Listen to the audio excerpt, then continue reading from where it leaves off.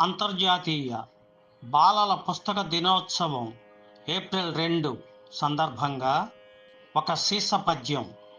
రచన, గానం సహజ కవి డాక్టర్ అయనాల మల్లేశ్వరరావు, జాతీయ ఉత్తమ ఉపాధ్యాయ అవార్డు గ్రహీత, తెనాలి. పాఠశాలలయందు పఠన ప్రాముఖ్యతన్ గురువులు బోధించి కూర్మి పంచు, పఠనమ్ముపై పట్టు బాలలకందించి అవగాహనను పెంచుటవసరము.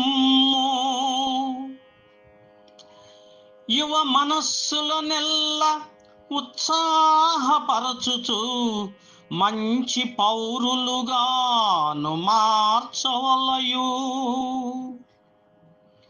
మంచి పుస్తకములు మంచి భావములను అందాల బాలలకందజేయు. కథలు రాయంగ ప్రేరణ కలుగుటకయి పుస్తక పఠనమనునది ముఖ్యము సుమీ.